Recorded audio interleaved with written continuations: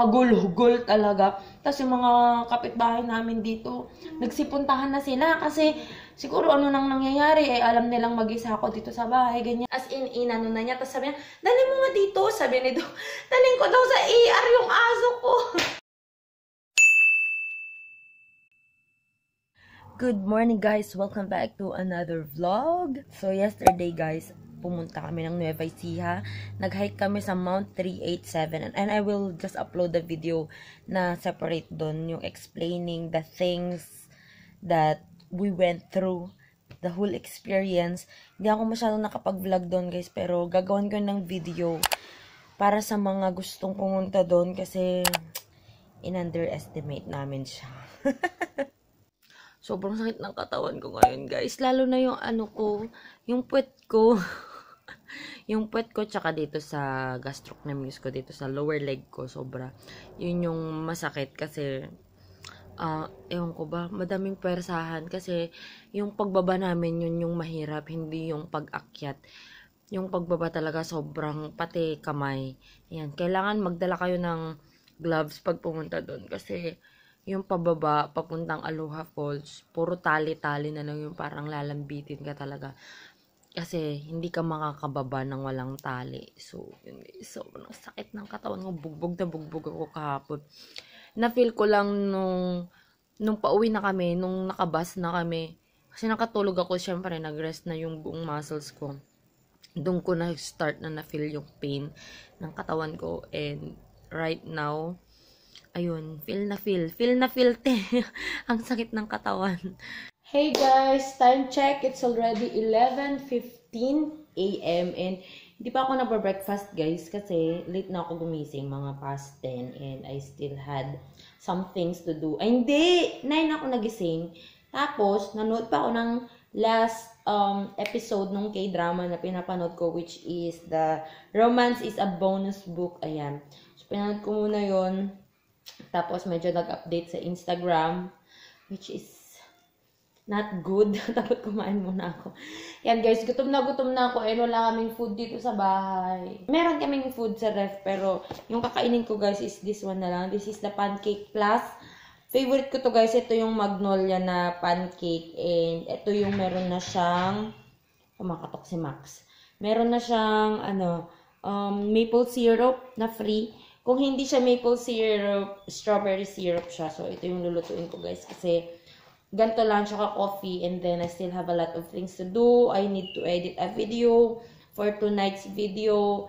And for tomorrow's video. Tapos, mag-edit ako ng mga photos. Tapos, mag-schedule ng mga posts. Sa FB, sa Instagram. Yun. Tapos, tomorrow na ako mag-film para minsanan yung gagawin ko ngayon na puro edit lang. So, we'll start now our day which is so late. Okay guys, so itong pancake na to, lalagyan lang siya ng water. So, hindi mo na kailangan ng egg. Just like the other mix na kailangan mo ng water, kailangan mo ng egg. So, itong ganito siya kalaki, ang kailangan mo lang is 2/3 cup of water. 2/3 cup. 2/3 cup. Pinag-compute pa ako eh. Ganito siya kadami guys. And madami to. Hindi ko kayang ubusin yung yung isang pack nito guys. So, pero dahil kailangan na siyang lutuin ko na siya lahat para mamaya pag nagutom ako, ito ulit yung snack ko. I-reheat ko lang siya sa oven mamaya. So, ito siya. And then, kuha tayo ng measuring cup. Ito yung pang 1 cup na so 2/3 daw. Kung ano na dyan, 2/3. Hindi ko muna lalagay lahat. Asan yung aking whisk? Ito guys, so i-whisk natin na ganyan. Sobrang bango. Para siyang may vanilla. Ako kasi guys, favorite scent ko talaga vanilla. Kaya pati pabango ko, vanilla. Andito na naman si Butter. Minyak na naman. Butter, why? Oh, gusto mo na namang magpa-touch, no? Papansin ka? Magpapapansin ka na naman. Ay, guys, may babalita pala ako sa inyo. Kasi diba hindi ako nag-vlog nitong mga nakaraang araw. Parang yung vlog ko lang is batong amat na. Pero yung mga previous days, hindi ako nag-vlog kasi I wasn't really feeling good. Kasi guys, namatay si Sassy. Friday, nag-duty ako ng PM. So, morning, pinaliguan ko silang lahat. Tapos, okay naman siya. Pinaliguan ko naman siya. Okay naman siya. Pero, napansin ko, ang laki ng tiyan niya. Sabi ko, kinocompute ko yung araw. Parang 1 month pa lang niya mahigit. Eh, parang malayo pa. April pa siya manganganak. Eh, ano pa lang noon. Parang mid-March pa lang. April siya, alam ko, manganganak. Tapos, after ko siyang pinaliguan, guys, nagpapadry naman siya kasi after ko silang matawel, ganyan. Doon lang siya malapit sa drum kasi may drum kami dyan sa harap ng bahay. Nag-ipon kasi ako ng tubig. So, sabi ko, gusto niya siguro dun sa drum kasi malamig, nakatouch talaga sa drum na ganyan yung katawan niya. Sabi ko, are you feeling okay, Sassy? Ganyan. Pero nakita ko, ang konti talaga ng itinain niya. Yung parang hirap na hirap siya. Sobrang konti. So, hindi ko lang pinansin kasi okay naman siya. Tapos, guys, nag-duty na ako ng 3 PM.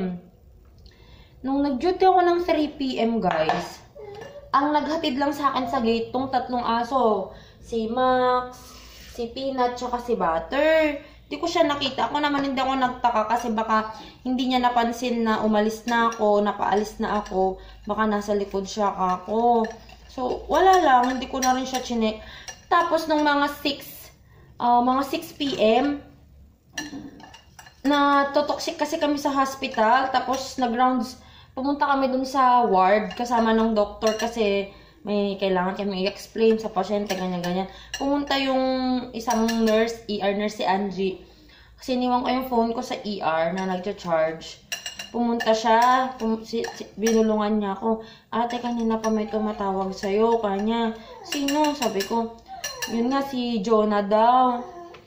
Hindi ko pa sinasagot kasi ang dami na pala niyang call via Facebook, ayan, Messenger.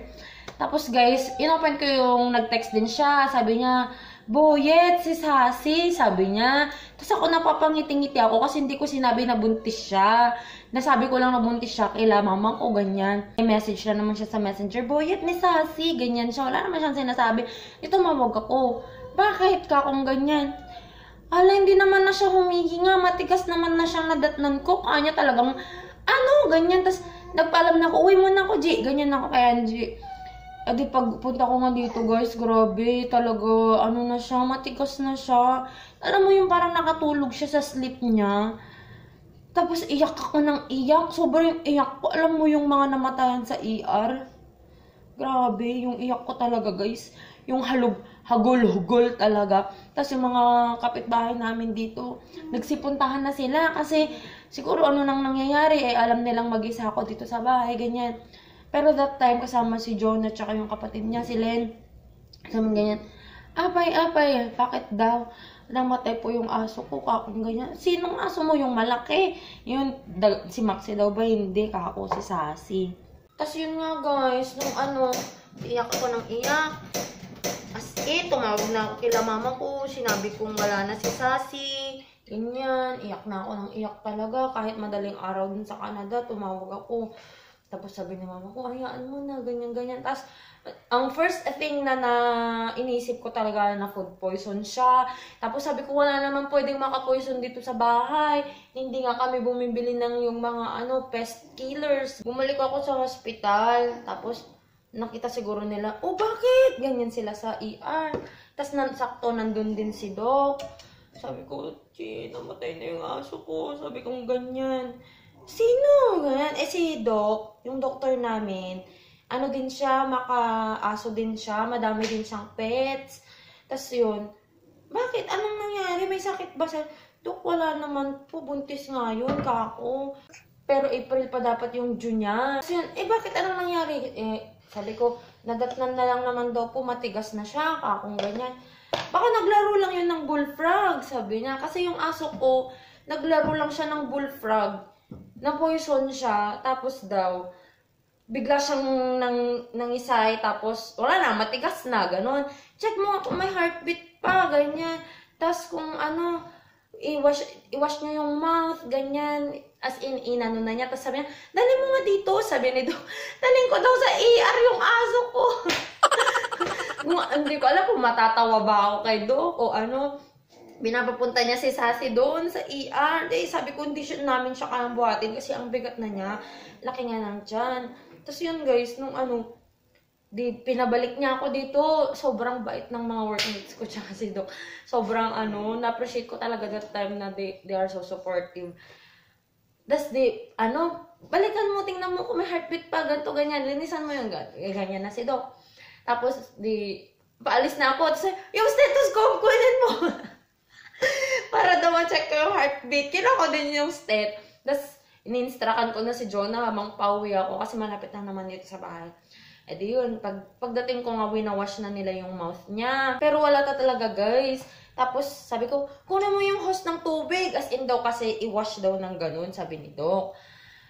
Winawash na namin guys. Tapos, iyak pa rin ako ng iyak. Tapos, sinek ko yung heartbeat. Wala, pero in denial kasi ako Gusto ko kasi talaga. Malay mo nga, baka na lang, sabi ni Doc. Hala, baka mamaya, ni-instruct mo ng ilibing, mabubuhay pa pala yun. Ganyan si Doc. Kasi nga daw, yun daw, napupoison daw sa bullfrog. 30 minutes to 1 hour daw na ganun, na hindi gumagalaw, na parang patay na yung itsura. Sabi ko, wait lang, huwag niyo munang ipalibing ka. Mag-pass muna tayo ng mga kahit 1 hour, ganyan. Kung talagang wala talaga, sabi ko. Pero iyak na ako, ganyan. Tapos nag-message na sila sa akin ng mga 10, magi-11 na, nililibing na nila si Sassy dyan sa likod, dyan sa bakanting lote dyan sa likod. Kaya, yun guys, sobrang devastating yung weekend ko. Parang ang heavy talaga. Tapos, kahapon nung nasa kami, Mount 387, may aso doon, kamukha siya ni Sassy. Tapos, ginaganyan-ganyan ko. Sabi ni Dana, naku, hindi ka pa rin nakaka-move on.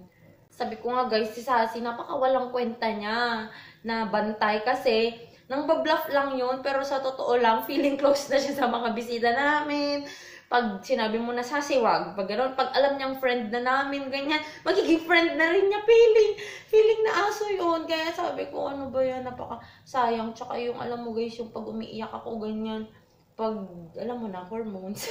Hormones. Pag narinig niya, pupunta talaga siya sa kwarto, guys, kakatok talaga siya, tas tatawagin niya lahat ng mga aso na kasama niya.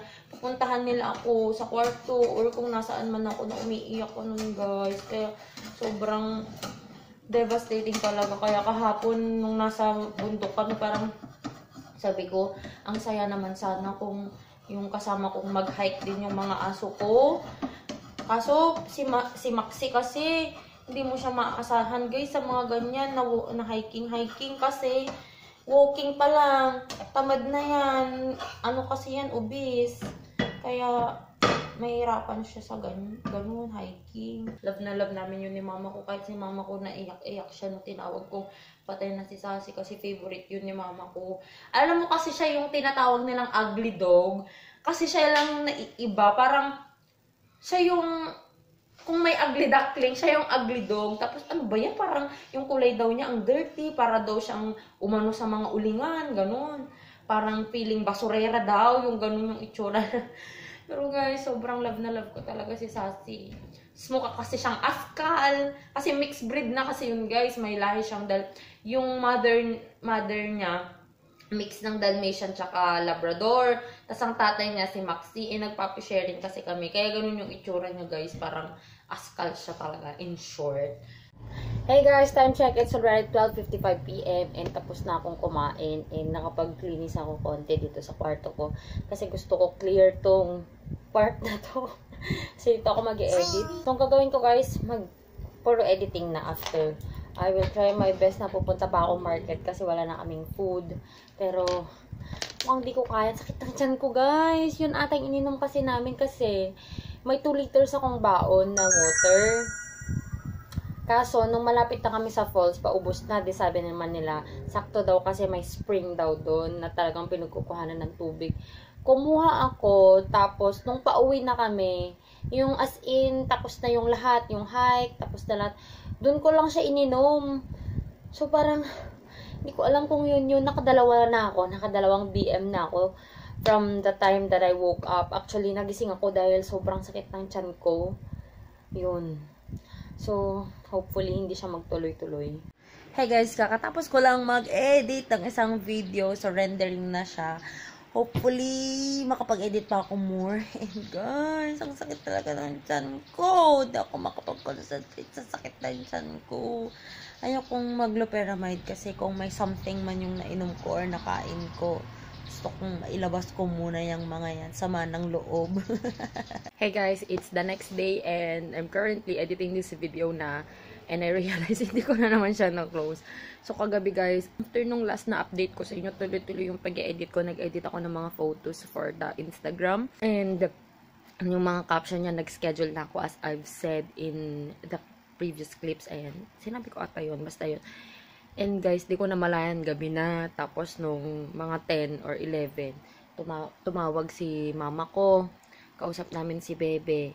Ayun. Inano-ano kami, tricky question kami ng batang yun, kami ni Mac, sabi niyang ganun, ano daw yung tawag sa ganun na call, kasi ang daming nagko-call, a lot of people are calling, sabi niyang ganyan, kasi naka-call si Mac, naka-call ako, ganyan, so hindi na daw niya alam yung sasagutin niya. Tapos sabi ni Tito Mac niya, this is group calls. Nasabi, no, it's not a group call, it's conference call, sabi ko sa kanya.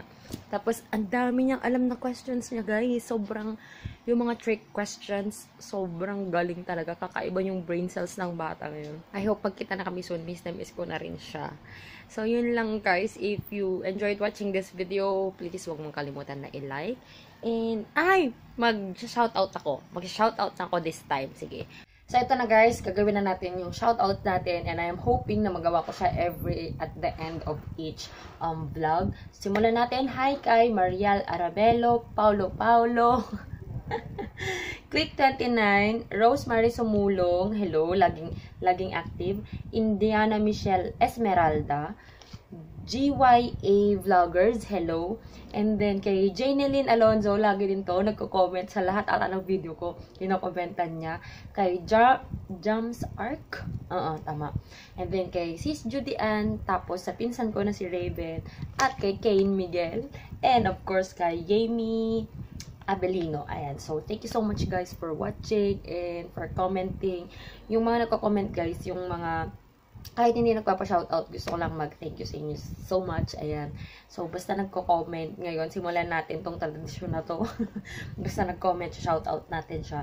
So, thank you so much. And if you haven't subscribed to this channel yet, please do subscribe and like this video and share this. And if you haven't followed me yet on my Instagram and on my Facebook, the name is Jai of Mia, and I'll talk to you guys on my next one. Bye! Listen to my heartbeat.